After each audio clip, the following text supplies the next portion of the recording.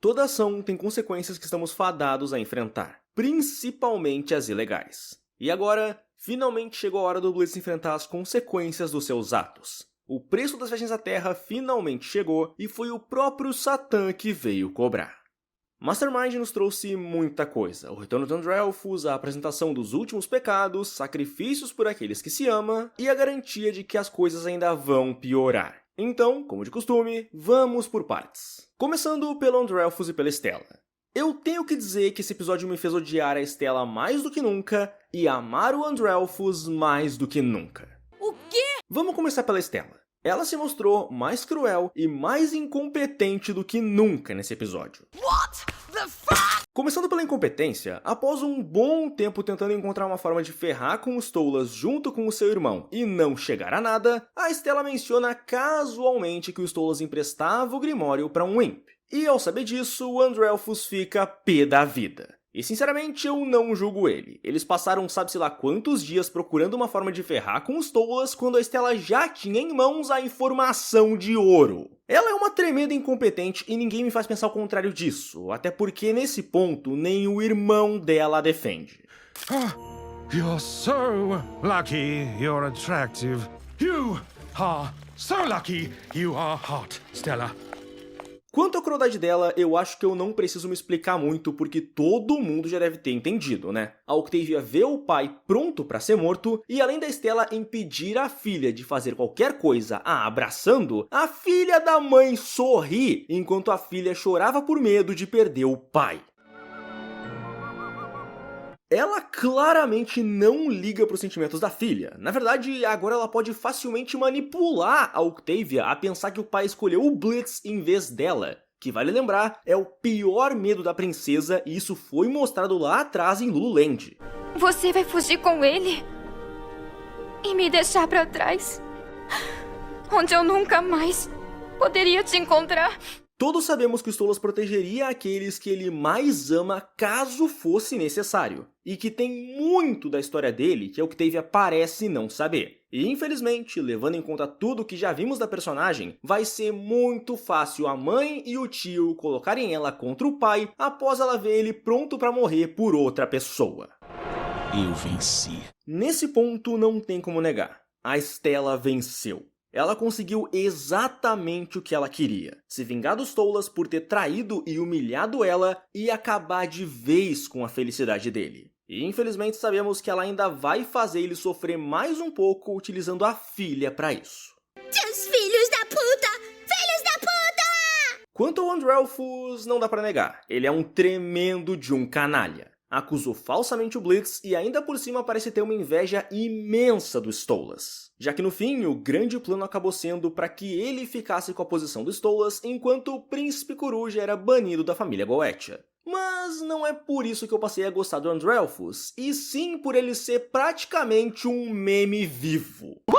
Não me entendam mal, é impossível gostar desse cara pela personalidade dele, a menos que seja gostar dele como vilão, aí é compreensível. Mas a forma dele de agir é simplesmente maravilhosa. Ele é exagerado, aparentemente instável e, principalmente, ele é exagerado. Chegando ao ponto que ele basicamente encarnou memes ao longo do episódio e isso foi muito divertido de se ver. Bye bye, Stolas. Enjoy horny jail. Use it. Lies! You're... Yes! Yes! Yes! Deixando um pouco de lado o senhor meme vivo, vamos focar nos pecados. Nesse episódio, 3 nos foram apresentados, mas não tivemos praticamente nada da Leviatã e da Belphegor. Mas admito que eu amei a Belphegor. Ela parece uma excelente companhia para bater um papo furado por ligação à noite até capotar de sono, o que eu admito que não ia demorar muito falando com ela. Fora também que eu tiraria uma soneca com ela quando fosse. Ela parece uma excelente companhia pra ficar simplesmente conversando até desmaiar de sono e dormir por horas. Sério, eu realmente amei esse pecado. Ela é muito bonita, ela é muito fofa e quando eu encontrar com ela, eu vou tirar um cochilo com ela porque... olha pra ela. Dá vontade de dormir junto com ela. Agora, quanto a Leviatã... eu realmente não tenho muito o que dizer. Ela tem 2 cabeças. É o que eu posso dizer sobre ela até agora. E eu tenho minhas dúvidas se esse realmente é o ser que pode encarar Deus. Então, Bom, essa é a Leviatã. Não era bem o que eu esperava, mas é a Leviatã. Ela tem 2 cabeças. Eu realmente não sei muito o que pensar sobre ela. Quando você pensa em Leviatã da Bíblia, você pensa em um ser que rivalizaria com Deus. A criatura que Deus prendeu nas profundezas, e não uma gostosa de 2 cabeças. Mas é a Leviatã. Eu genuinamente não sei mais o que dizer, não tivemos nada dela. A Belfegor, o pecado da preguiça, teve mais destaque secundário do que a Leviatã. Eu não tava esperando isso. Mas eu esperava não esperar nada, então isso não conta. Beleza, eu travei por 15 minutos. Onde é que eu tava? Ah, sim. Leviatã e Belfegor não nos entregaram praticamente nada. Enquanto isso, Satã veio pra causar, já sendo apresentado como a lei do inferno, vulgo aquele que cuida dos julgamentos e punições, e também como aquele que governa as trevas infinitas desde antes do anjo dourado cair. E sim, vamos tocar nesse ponto. Ele pode muito bem ter dito isso e agido como se fosse superior, mas a própria criadora da série já disse que Lúcifer está acima de qualquer pecado em questão de poder. E como se não fosse o bastante, a forma como Oz e Abi olharam para a cadeira vazia do Lúcifer enquanto o Satã falava isso acabou reforçando a ideia de que mesmo ele falando isso, ele não peitava o amante de patinhos. Mas na ausência do Lúcifer, o Satã cuida das leis lá embaixo. E também, mais um ponto interessante. Muitos personagens na série já disseram frases como por Satã, como que se referindo a um ser superior, tal como os humanos falam "Oh meu Deus". E se levarmos isso em consideração e lembrarmos que Satã disse "O que no inferno de Lúcifer está acontecendo?", bem no sentido de "O que em nome de Deus está acontecendo aqui?", é praticamente certo que o Satã vê o Lúcifer como alguém superior a ele, mas é arrogante demais para admitir isso. Mas vale dizer que as frases do Satã também são bem interessantes, porque elas deixam uma dúvida muito evidente. O inferno já existia antes da escuridão chegar à Terra ou só se formou uma vez que ela chegou? E também, os pecados já existiam antes da criação do inferno? Porque Satã menciona que comandava as trevas sem fim, mas essas não necessariamente se limitam apenas aos 7 anéis do inferno. Enfim, isso aqui é tema para outro vídeo. Dito isso, apesar de ser a lei do inferno, o Satã não só parece ter problemas de raiva, como também ser alguém que não liga muito para verdades ou para provas. O que por sua vez já explica a famosa frase do Blitz, "É o inferno, ninguém se importa". Aparentemente nem a lei se importa, então imagina os demais. This is hell, Millie. No one cares. Dito isso, vamos dar uma olhadinha na MP. Muito bem, cambada de vagabundo! A casa caiu! Saiam com as mãos pra cima e a gente promete não espancar vocês! Muito! Eles nunca estiveram tão ferrados em toda a sua vida. Eles foram pegos pela polícia, arrastados até o Tribunal de Justiça e estão sendo falsamente acusados de uma porrada de coisas que eles não fizeram. Não parece a Justiça do Brasil? Eu não posso reclamar dela. Ah, então ela é boa. Não, eu literalmente não posso reclamar dela. Entre as reais acusações, nós temos acessar o mundo humano sem o devido registro ou processo legal e só. Agora, dentre as falsas, temos roubar o Grimório do Stolas, se atirar em cima do Stolas à força, no caso seria o Blitz, e até mesmo contratar o Striker para matar o Stolas. O quê? E sim, metade disso não tem o menor sentido, e por mais que houvessem várias coisas que o Blitz podia falar para se defender das acusações, como por exemplo mencionar eventos anteriores que comprovavam a sua inocência, é claro que ele se defendeu da pior forma possível. Look, I am an assassin, okay? If I wanted to kill Stolas, I would have done it my fucking self! We're gonna fucking die!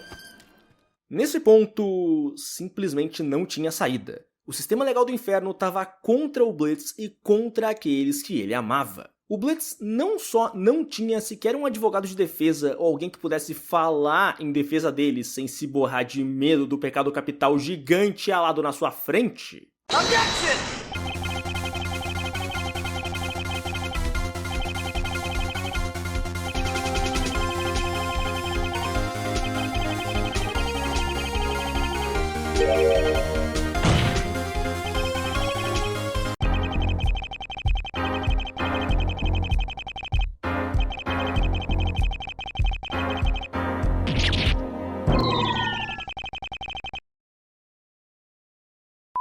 Como também o tribunal inteiro, com exceção de 5 seres presentes, não queria ouvir horas e horas de testemunho chato e uma porrada de provas. Eles só queriam sair logo dali para poderem comer. Ou seja, não tinha solução. Com isso, o Blitz e os demais são condenados à execução transmitida para todo o inferno. A MP não seria só punida por muitos crimes que não cometeu, como também serviria de exemplo para todo e qualquer demônio de classe baixa que pensasse em desafiar um poder superior. Mas é aquilo, o Blitz já perdeu a família uma vez, e ele não perderia de novo.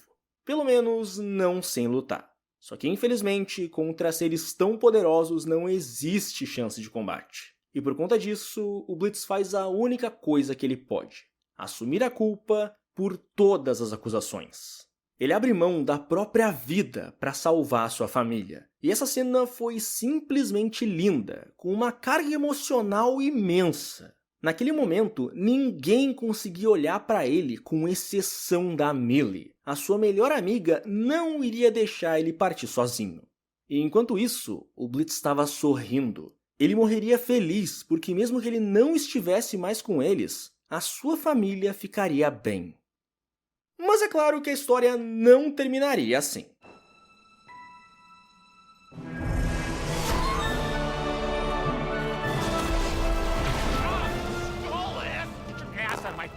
O Stolas não só salvou o Blitz, como também nos trouxe uma das cenas mais esperadas de toda a série, a declaração de amor de ambos.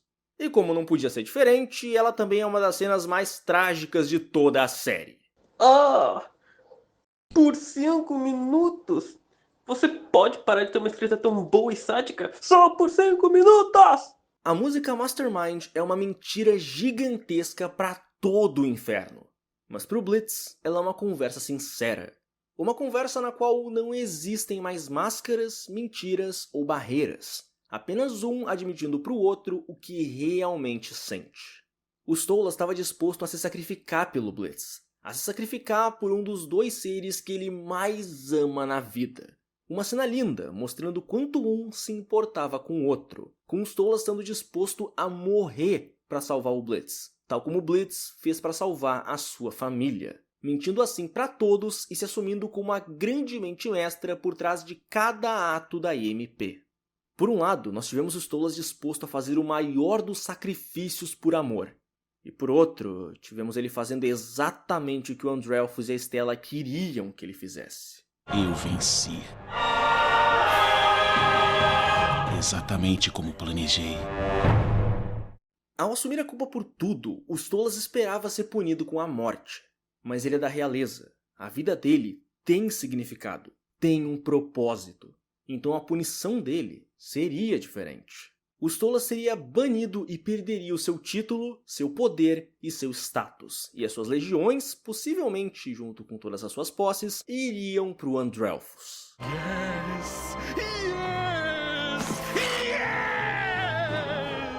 Pelos próximos séculos. Oh, motherfuck! Seriously? Com isso, o Stolas é banido da família Goetia e mandado para fora do julgamento. E como ele não tem mais onde ficar, o Blitz o leva para o seu apartamento. E não tem como negar, esse aqui é de longe um dos finais mais tristes possíveis. Pelo menos para os Stolas. Afinal, enquanto o Blitz e o pessoal saíram dessa como heróis por serem os primeiros demônios de classe baixa a saírem vivos após uma condenação de morte vinda de um pecado, o Stolas saiu dessa como o grande vilão da história. Para todos aqueles que estavam vendo a transmissão, o que possivelmente é todo o inferno, o Stolas não era ninguém mais ninguém menos que a grande mente mestra que planejou tudo, e que no fim sairia impune se não fosse pelo seu orgulho. Orgulho esse que não permitiu que ele deixasse que qualquer outro ser além dele mesmo levasse o crédito pelo plano que ele bolou. Ou seja, Blitz é um herói aos olhos do povo, enquanto Stolas é só um nobre snob babaca e extremamente orgulhoso. Orgulhoso a ponto de se derrubar por conta desse orgulho. Your hubris has gotten the better of you, Prince Stolas. Somente aqueles que realmente conhecem bem os Stolas e ou o Blitz saberiam que era mentira. Ou seja, quase ninguém no inferno inteiro tem noção de quantas mentiras foram ditas nesse julgamento. Você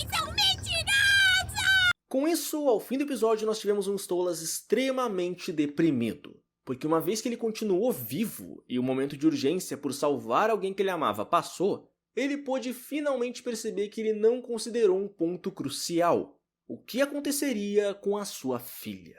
But what about my daughter? She'll be safe and sound with her mother.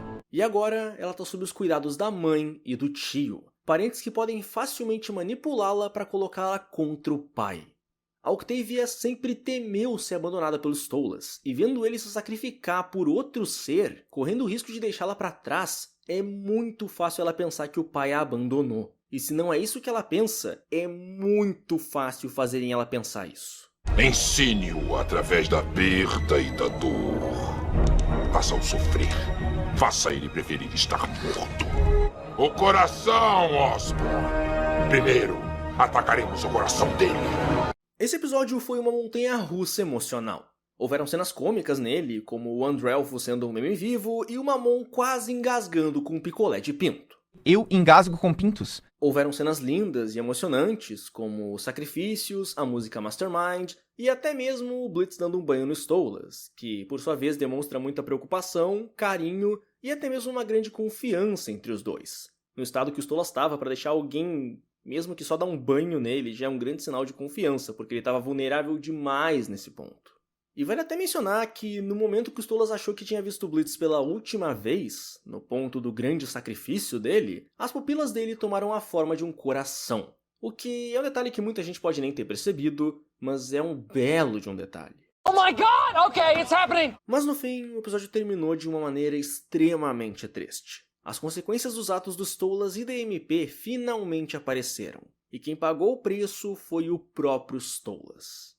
Claro, a punição foi exagerada, o sistema de justiça era terrivelmente falho e as consequências foram para atos que, em sua imensa maioria, nem ao menos foram cometidos. O julgamento do inferno foi injusto, tal como as consequências aplicadas. E agora, o Stolas sofrerá as consequências disso, tendo um dos piores finais possíveis e estando fadado a sofrer ainda mais nas mãos da Stella e do Andrelfos. Bye-bye, Stolas. Enjoy horny jail. O Stolas ainda vai sofrer bastante antes de as coisas começarem a melhorar para ele. Mas pelo menos tem um ponto positivo nisso tudo. Ele passou a vida lidando com todo o seu sofrimento sozinho. Mas agora ele não precisa mais passar por tudo isso sozinho. Ele tem amigos, uma nova família, pessoas que realmente gostam dele e se importam com ele. Ainda mais depois do que ele fez por elas, aceitando dar a própria vida pela pessoa que eles também amavam até demais. Com tudo isso, por mais que as coisas estejam difíceis, elas podem terminar bem, mesmo que demore. Porque agora, pela primeira vez na vida, mesmo estando no fundo do poço, o Stolas não tá sozinho.